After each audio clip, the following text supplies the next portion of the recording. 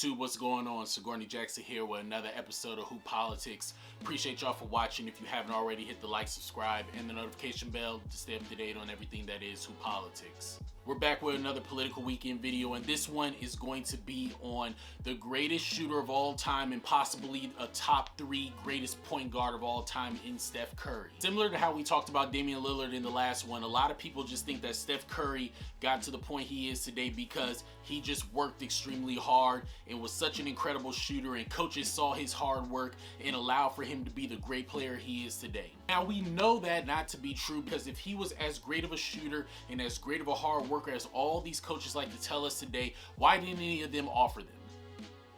I'm waiting. Why is it that Virginia Tech was giving him a walk-on offer?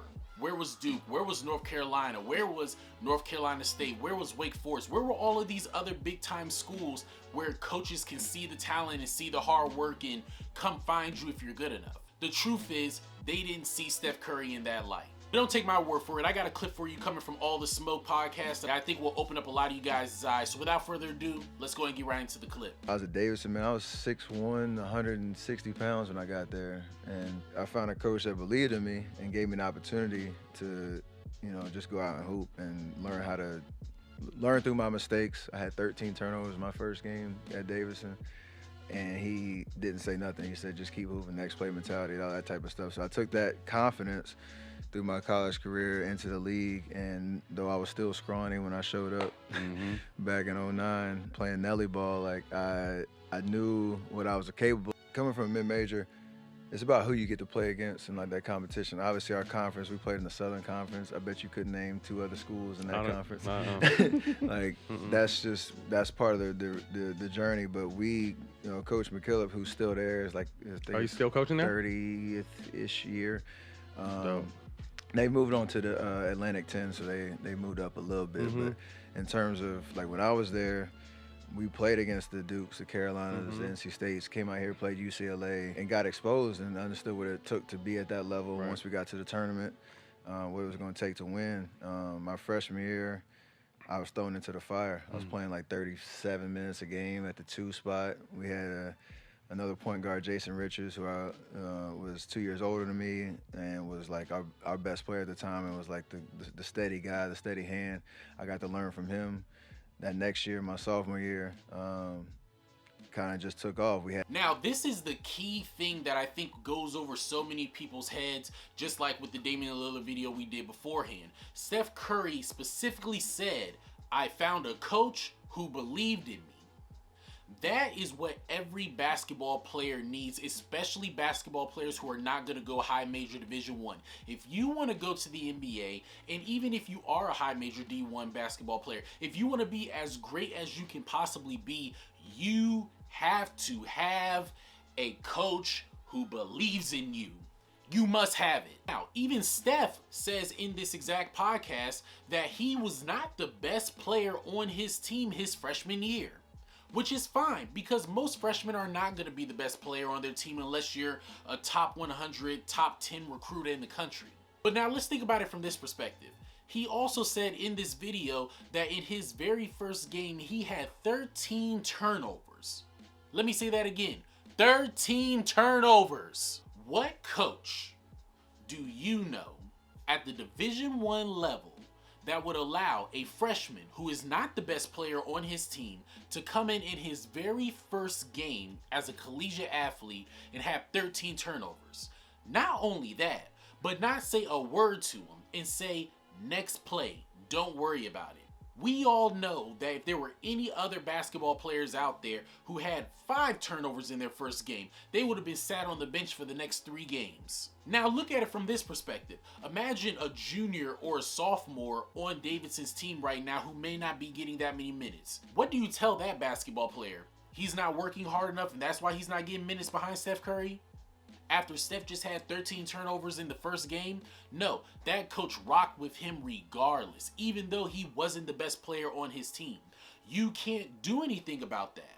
That gave Steph the confidence he needed to expand his game and to become the superstar basketball player that we saw in college when he was making his Sweet 16 run. That same belief that coach had translated to Steph then being allowed to be the point guard his junior year at Davidson.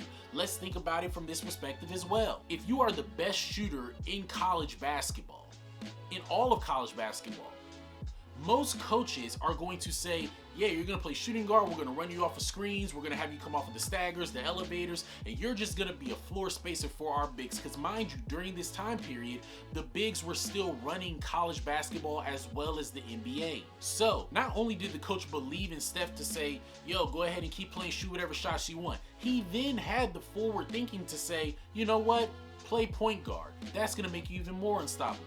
This is not the thinking of college basketball or basketball coaches in general.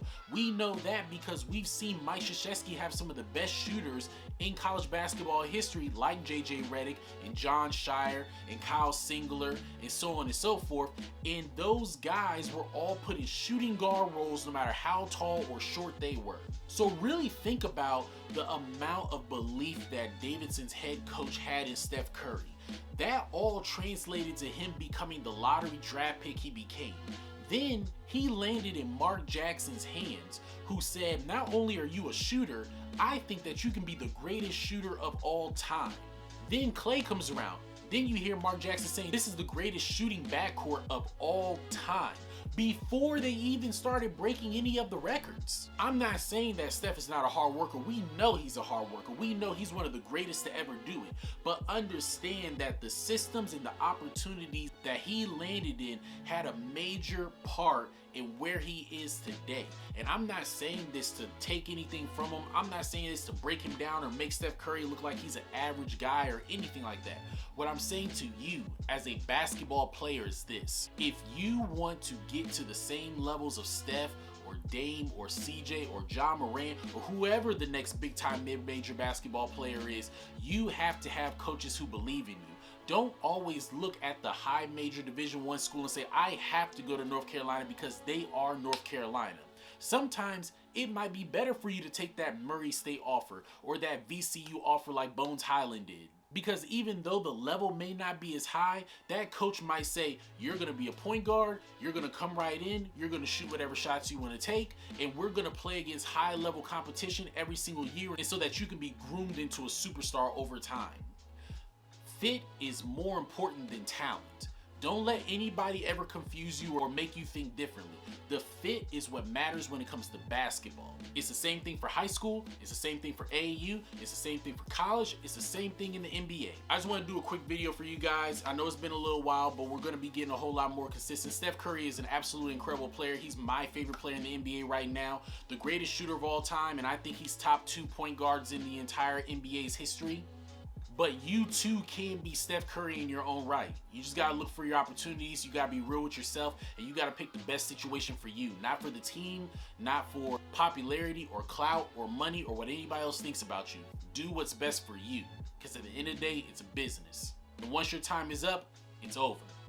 If y'all like this video, give it a thumbs up. Make sure y'all like, subscribe, and hit the notification bell to stay up to date on everything that is Hoop Politics. Follow the Instagram, the Twitter, and the TikTok at hoop_politics. Comment below. Let me know what you guys want to hear about next. Maybe John Morant might be the next big time basketball player we talk about coming out of the mid-major conferences. And as always, God's always in control, man. Peace.